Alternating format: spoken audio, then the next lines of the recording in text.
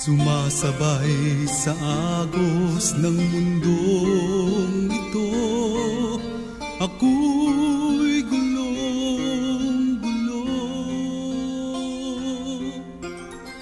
Tuburan sa panalangin, kini nga programa gimugna sa East Coast Gospel Mission, alas 6 hangtod alas 6:30 matag adlaw, aron ikaw matabangan nga maangkon ang tinuod nga kalipay, katagbawan ug kasiguruhan sa kinabuhi, ug nga kahatagan sa kasulbaran ang naghingapin nga mga kabalaka, problema, mga pangutana nga sa dugay ng panahon nakahasol pag-ayo kanimo.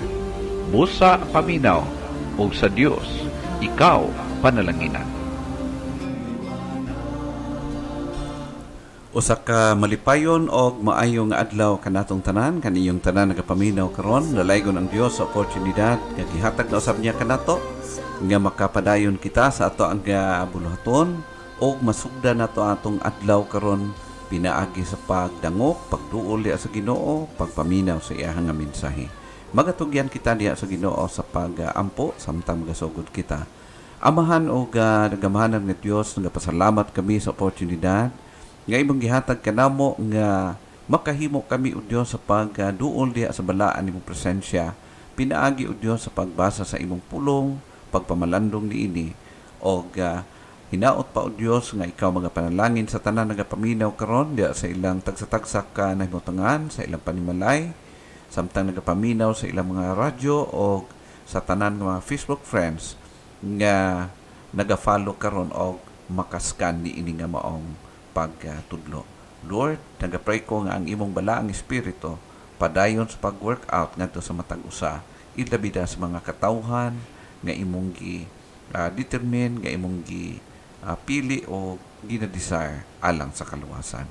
Panalangini o Diyos ang tibok buluhaton karon nga mahuman kini pinaagi sa imong tabang, sa imong pagpanalangin o sa diin makahatag o Diyos o panalangin nga to sa tanan ng mga tao nga nagapaminaw karon. Kini gitugyan diha kanimo in Jesus name. Amen. Niini nga buntag karon o niini nga higayon maghimo kita padayon sa pagpamalandong o pagadalon ko kamo sa ato pagpamalandong sa paghisgot mahitungod sa pag-overcome sa kasakitan gumikan sa pagka sinalikway, no? Overcome or overcoming the pain of rejection. Matag usa ka nato higala naka-experience ni ining ginatawag nga gi-reject ikaw, na out of place ikaw o gina isolate ikaw gikan sa uban nga mga tao, which is butang nga usag gyud ka dili maayong eksperyensya sa kinabuhi, no matter kung unsang klase o in what way nga nahitabo kanato ang tinatawag nga pag-reject nga nakanato o pagiging pagka-isolate nato ngadto sa uban. Hinumdum nato higala nga ang matag usa kanato in any way naka-experience og rejection, no? Kada usa sa toa. And ang challenge para kanato karon atong kuhaon ang mga butang, mga pamaagi in which makatabang kanato sa pagkinabuhi aron maging balanse gyapon atong kinabuhi despite niini nga maong panghitabo sa atong matag usa ka kinabuhi. Now, ang pulong nga atong pagtun-an ang word nga rejection, ang buti pasabot niini kung imong tan-awon, ang real meaning niya is to throw out as worthless or useless or substandard, to pass over or skip, to rebuff, especially to deny acceptance or care or love to someone. So, any of this nagahisgot o nagapadayag ka na to nga naka-experience kita o rejection by pinaagi sa nagkalilahi nga pamaagi kitang tanan adunay eksperyensya ni ini. Now, Nganong kinahanglan nato i-overcome kini, it's because aduna siya'y asigurado nga effect diya sa kinabuhi nimo o sa kinabuhi nako, sa tanan, sa kanatong tanan. So kinahanglan nga maka-learn kita something in order nga makabarog kita o makapadayon sa pagkinabuhing normal ni ining nga kalibutan atong gipuy-an karon while nagahulat kita sa pagkuha sa atong Ginoo. Now, of course, kinahanglan kita magtubo, maging matured kita enough aron mo atubang kita niini nga maong mga sitwasyon. From time to time mag-abot kini kanato.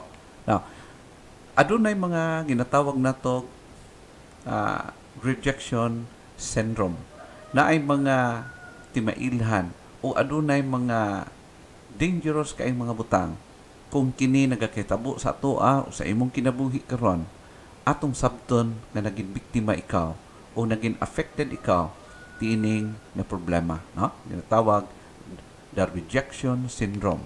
Now, sometimes makita nato ang mga katawhan sa atong kalibutan, it's either of this. Makita nato, no? Both niini mao ang mga tawag nato nga extreme nga mga manifestation nga ang usa ka persona nag-undergo o ginatawag rejection syndrome, no? Mao kini ang cycle. Di nato masabtan, lisod kayo spelling, lisod kayo lisod nato measure, no, ang iyang kinabuhi.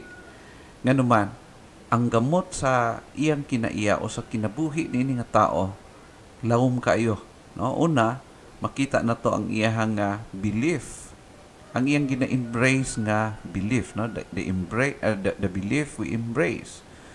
Murag usahay ang iyang paghuna-huna, usahay ang iyang pagtuo sa iyang sarili o sa palibot.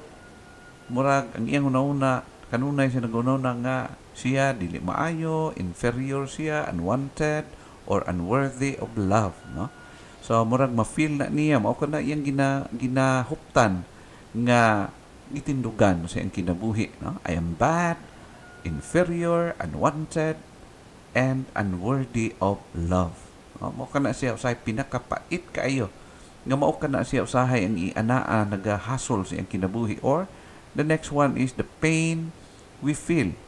Kung ana kita niining ginatawag rejection syndrome, kanunay nato mabati ang pain sa ato nga kinabuhi, no? Pain of isolation, abandonment or self-doubt or ginatawag nga self-hatred. Usahay pag naa kini kanato igala, kana bitong ma-feel nimo nga even ikaw dili ka kasabot nganong ingon ana imong pagbati. So ato makita nga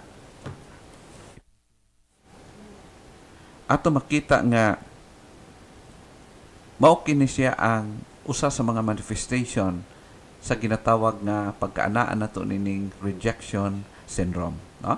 The games we play, we learn denial, we learn withdrawal, compensation, manipulation, we attacked and we pretend, and etc.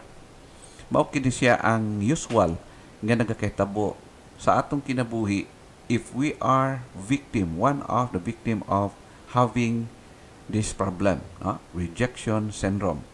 Kana bitang kuan kita, it's either na kontrolo na to or i-attack na to. Pag di na makontrol, atakon na to. O mag-pretend kita to be somebody or whatever. So mao kada siya ang mahimo nga usual nga epekto sa pagiging biktima ni ining ginatawag rejection syndrome. Ganun man, dili man siya settled sa iyang life. Now, og ang mapakita niya, mapadayag niya sa iyang pagkinabuhi every now and then, dili nato masabtan, no? That's the effect. Dili nato masabtan. Unya sometimes masabtan siya, sometimes dili, makalitlag kalahi. So mao kini siya ang bantayanan nato kay nganuman.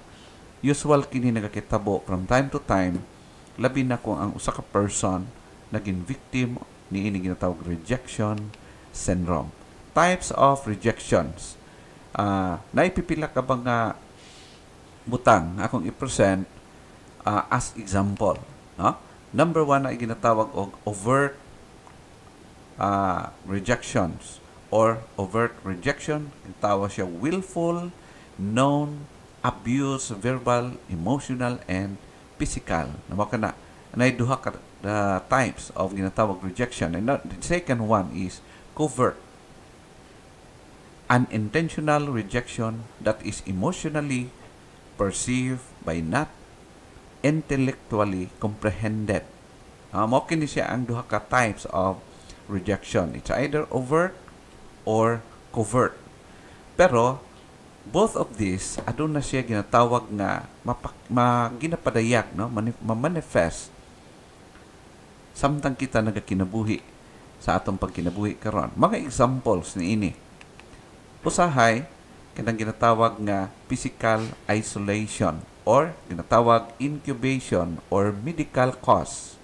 Kana bitang nasakit ang usa ka tawo, especially karon makasabot jud ta. So kung wala ka I believe as of this time ako gyud nga makasabot na ta at least. Kung dili man siguro worse nga experience, pero masabtan na to. Kana bitawng katong pag-lockdown because of the pandemic, no? Naka-remember ka nga murag lain yung paminaw nga gikulong ka sa balay.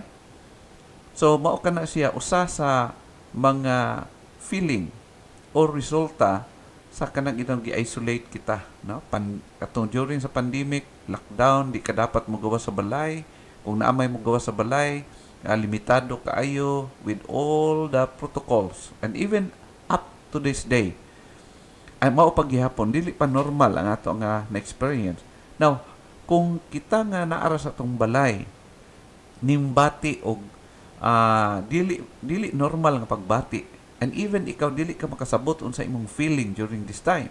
And how much more katong mga tao nga na-infect sa COVID-19 virus, o katong mga nahimo nga PUMs, PUIs, o katong naging nasakit gyud, no?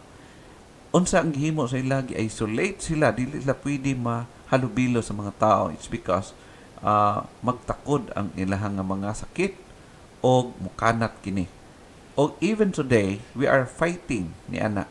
And some of our brothers and sisters, friends, ato nga makita nga nag-experience sila ginatawag isolation. And that is a form of rejection in reality. No? Na ginatawag absent parent. Na ay mga kabataan na wala nila ma-experience kung unsa ang naay parents.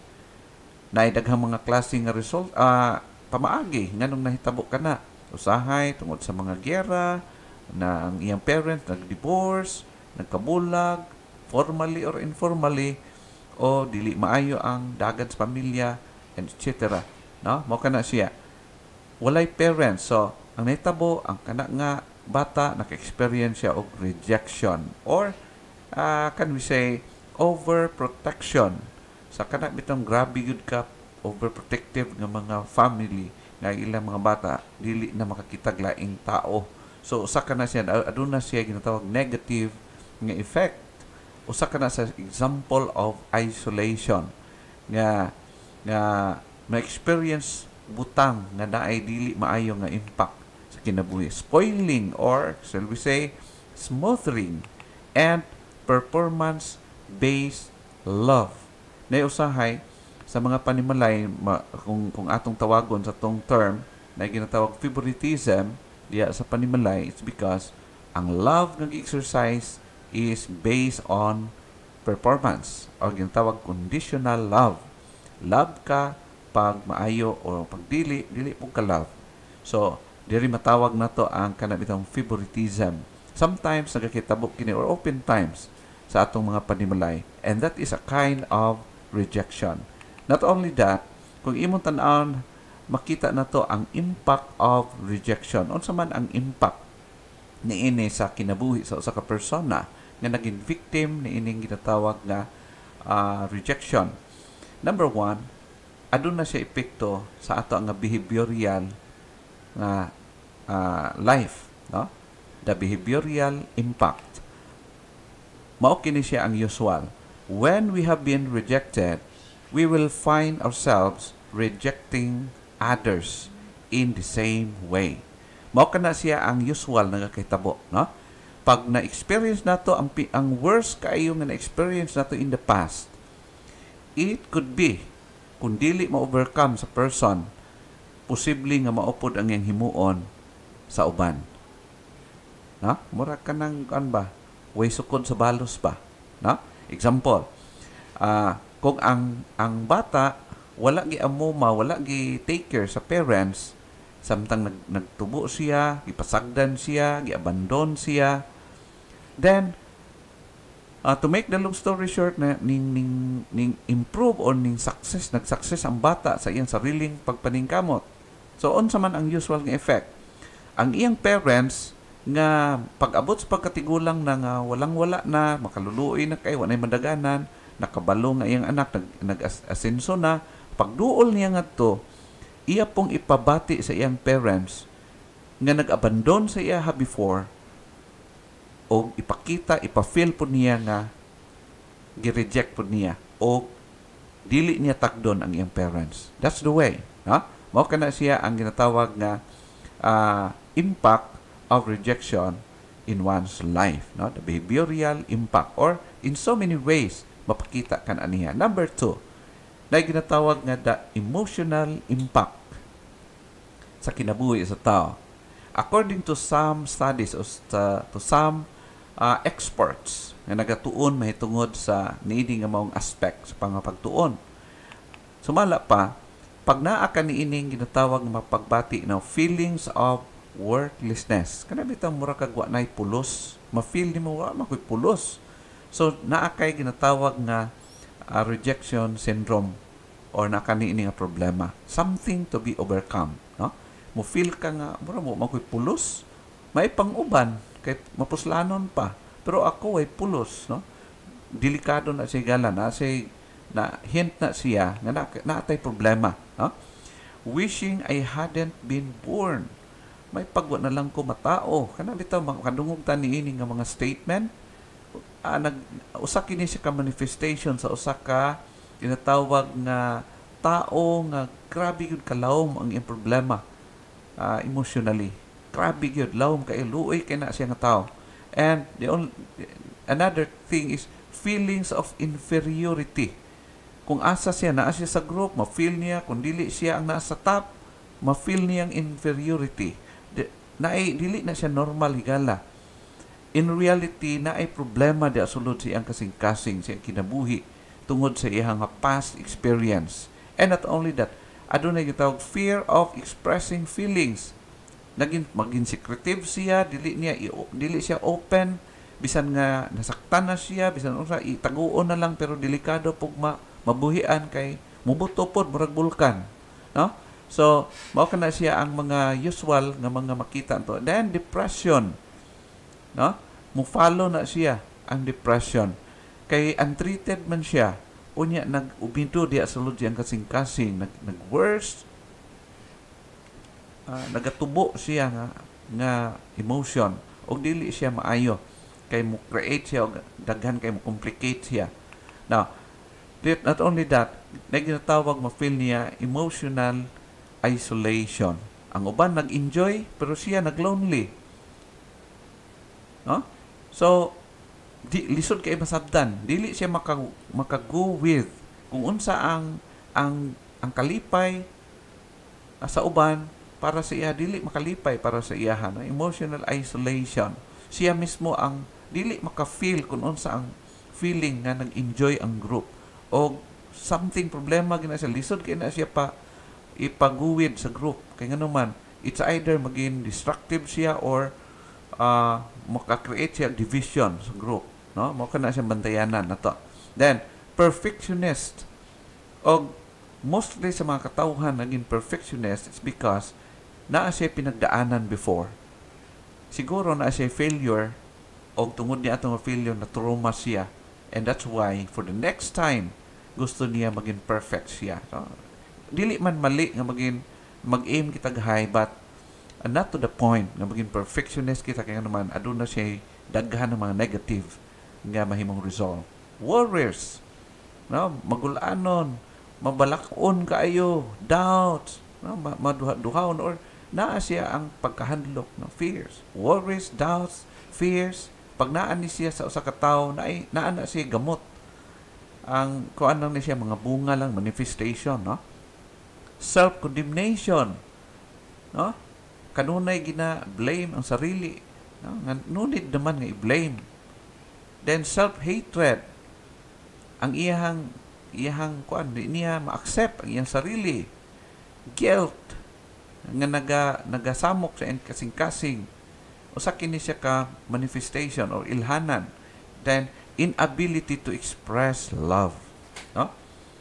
Lisod kaayo sa iyaha kung mag-express man siya love, matawag nato nga kuan lang, fake, dili gyud real, mabaw o dili tinuod ang pagpakita niini, no? Siguro matawag nato nga dili gyud siya genuine. Now, higala ni anang tanan ng mga problema, adunay solusyon ang Dios alang kanato, and we need to be ready and to be teachable enough aron nga ang Word of God, ang pulong sa Ginoo, mutudlo sa atoa nga individually, little by little, makangkar na to whatever nga mga hard moments nga na-experience nato before. Katubitong naagian nato sa atong mga past, kinahanglan maka-move on kita pinaagi sa tabang sa Ginoo o pinaagi sa guidance sa iyang balaang pulong.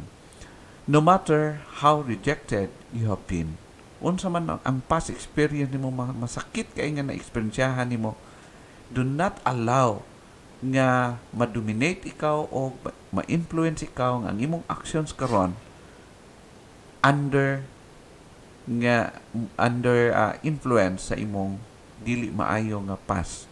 Shall we say, nakaagi ikaw o grabe gyud nga rejection in the past, no? Ingon pa, ang unang butang ato makita, hinumdum mo na to, tambalan na to itong sarili. Remember that in Jesus, we are accepted by God.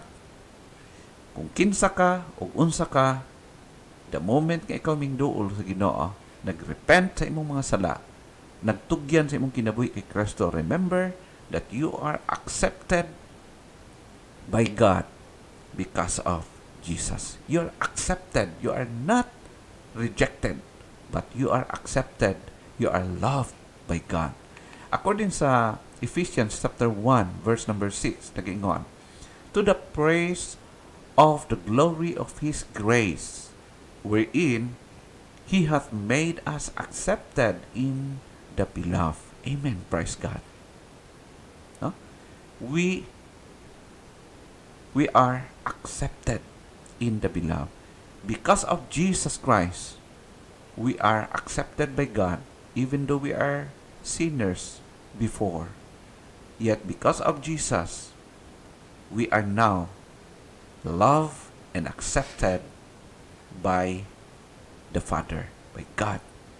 Amen? So, mao ka na siya gala. Hinumdumi, kung attack gani sa atoa ang negative nga mga pagbati, mga panghuna-huna, just remember that there is somebody who loves us really and accepts us. I-accept na kita sa Ginoo o gigugma kita sa Ginoo. Gigugma ka sa Ginoo, higala. So siguro na amang yung mga tao nga di ganahan sa imuha, but just remember, diha sa Ginoo, we are loved and we are accepted. Amen? So mao ka na siya higala. Not only that, ikaduha, we always remember that in Jesus, we have redemption by God. Adun na kita'y pagkatinubos, no? Kana na-experience na to, gilukat na ta sa Ginoo. According sa Ephesians 1:7, ingon siya, in whom we have redemption through His blood, the forgiveness of sins, according to the riches of His grace. Now, ato makita ang pulong din higala kaning word nga redemption. It means to say, no more slavery. Do not allow nga magkinabuhi ka, nga naging slave ikaw sa imuhang past bad experience. Ayaw tuguti nga magkinabuhi ka, madominar ka sa imong naagian in the past. We need to move on. We need to overcome sa mga negative kay nga mga past events sa atong kinabuhi. No more slavery. We need to move on forward. And not only that, the word forgiveness of sin, it means to say, no more guilt. We are forgiven by God because of Jesus. Si Jesus Christ nagpakamatay, nagbayad siya sa imo sa akong mga sala. And the moment nga kita naghinulsol, nagtugyan sa itong kinabuhi kay Kristo, remember that we are forgiven by God. Therefore, no more guilt. Wala na dapat ang guilt. Dili na iya sa Ginoo.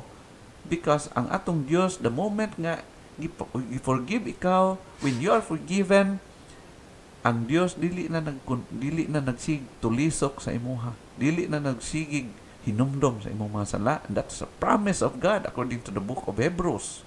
Ingon ang Ginoo, and their sins and their iniquities will I remember no more. And amen for that. Dalaygon ang Diyos ni anang tanan. No? No more slavery. No more guilt. Dapat dili nita ma-slave sa atong past. Dili nita ma-influence. O we need to overcome sa mga negative na mga pagbati na naa sa ato. Number 3, in Jesus, naghatag siya og mga promises. No? Jesus promised you a bright future.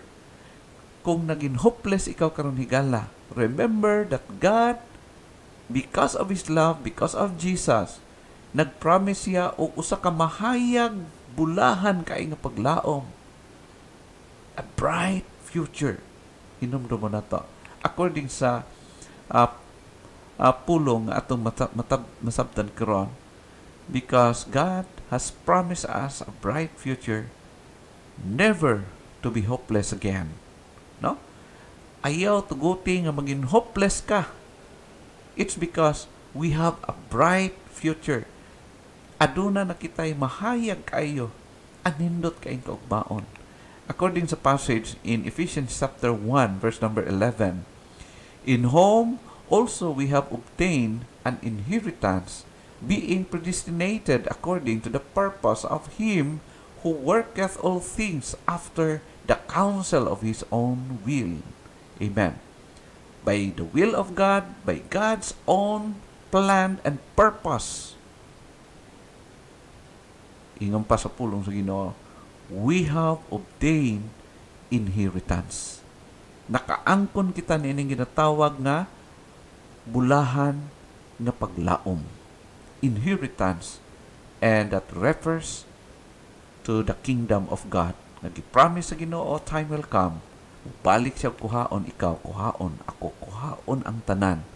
Ngaming naghinulsol, minsalik bitugyan sa ilang kinabuhi kay Kristo. And number 4, not only that, but Jesus will never ever abandon you. Of course, there are so many verses in the Bible. Nga si Jesus Christ nagsulti, I will never leave you nor forsake you. No? Og dinhi sa passage nga itong gitan-aw, nagsultig yun siya, may tungod ni ining mga butang. In Jesus, we will never experience abandonment. No? Dili na mahitabo. No more insecurities dapat. Ang Kristohanon, ang iya sa Ginoo, ang naka-overcome sa iyang bad nga past, dapat magkinabuhi siya nga dili insecure. Because no more insecurities in the Christian life.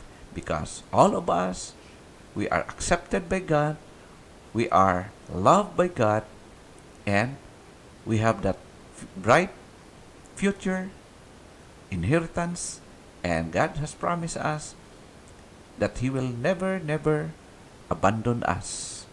Therefore, ang dapat nga maging impact, no more insecurities sa atong kinabuhi. According sa Ephesians chapter 1, verse number 13, in whom ye also trusted, After that ye heard the word of truth, the gospel of your salvation, in whom also after that ye believe, you were sealed with that Holy Spirit of promise. Praise God. Iyon ang pulong sa Ginoo. You were sealed with that Holy Spirit of promise. You are sealed. Gitatakan ikaw, gisilyuhan ikaw. That seal is the seal of ownership. You are owned by God. Ikaw iyaha sa Ginoo. And that is based on the Word of God. Ang pulong sa Ginoo mao ang lig-on natong ebidensya o tindugan. Dili ang atong pagbati, dili ang butang niining kalibutan, but the Word of God, the powerful Word of God. In verse number 14, which is the earnest of your inheritance until the redemption of the purchased possession unto the praise of His glory. Remember, nga kita gibayran na sa Ginoo sa iyang balaang dugo. And time will come sa pag-abot niya, mao na ginatawag the purchased possession until the redemption of the purchased possession. Kana bitaw gitawag gibayran ta na ka, therefore kuhaon ko na ikaw. We are redeemed by God through His blood, by the holy blood of the Lord Jesus Christ. Ikaw ug ako gibayran na, gihugasan na siyang sala, o time will come, kuhaon na kita sa Ginoo because bayad na kita because of the grace of God. No more insecurities because we are owned by God. We are sealed by God. According sa lahi nga sulat ni Apostle Pablo in Romans chapter 8 verse 37, we are more than conquerors through Christ who loved us. Amen? Ikaw ug ako, sa dihang gitugyan nimo imong kinabuhi sa Ginoo, gitawag kita ni Apostle Pablo in Romans 8:37, we are more than conquerors through Jesus. But remember, not because of us, not because of our might, not because of our ability and whatsoever, but because of Christ. We are more than conquerors. Napabay mo labaw sa more than conquerors, brothers and sisters, friends? Wala na. That is given to us by God. No more insecurities. Dapat ang effect sa rejection in the past, dili na mo dominar ka nato karon. We need to overcome the pain of rejection. Hinaot pa nga ang Dios nagapanalangin sa iyang pulong diha sa inyong makasing-kasing sa tibuok natong kinabuhi. God bless.